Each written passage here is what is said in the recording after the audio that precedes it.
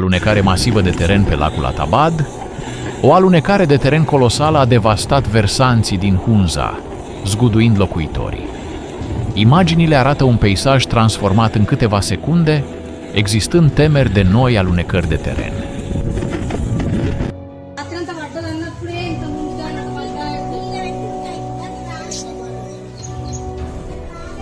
Inundații masive în Camare ploile torențiale au transformat străzile în râuri de neoprit. Locuitorii disperați și-au părăsit casele sub un cer necruțător.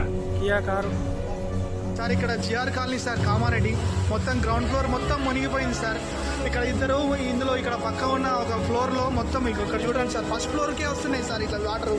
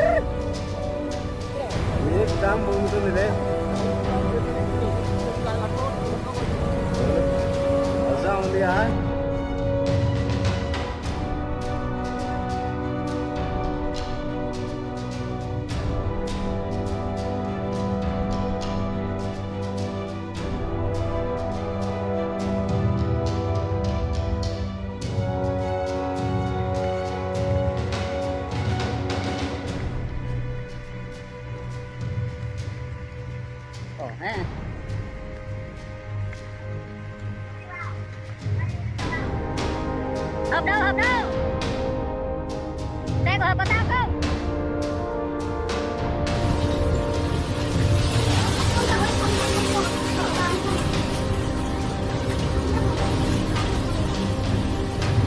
Inundații cauzate de taifunul Kajiki în Hanoi, 26 august 2025. Trecerea taifunului a lăsat capitala vietnameză în haos. Străzi scufundate, motociclete luate de valuri și familii blocate în casele lor.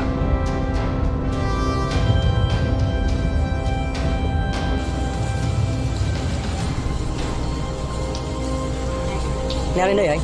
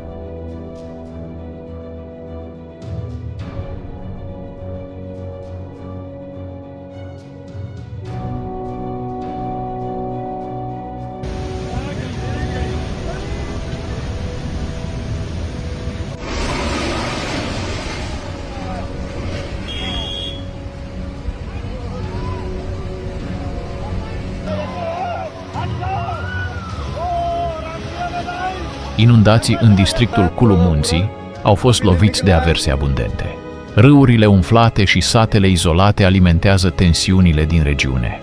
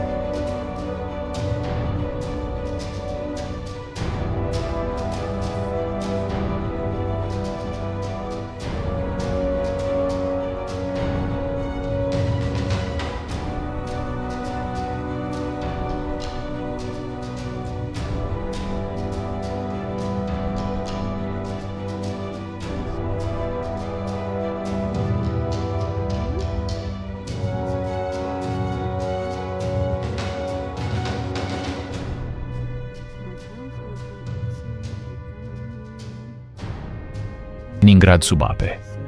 După o duminică de ploi istorice, orașul a devenit un lac.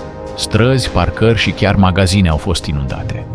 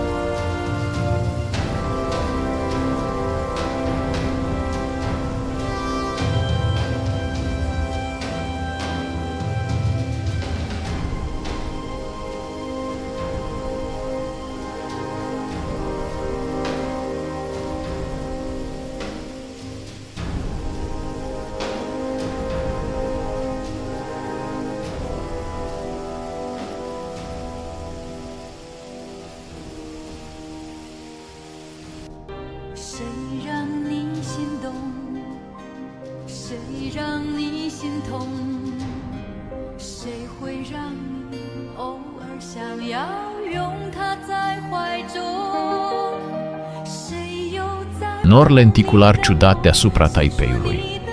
Fenomenul atmosferic i-a fascinat pe locuitori. Mulți l-au fotografiat comparându-l cu o farfurie zburătoare pe cer. 27 august 2025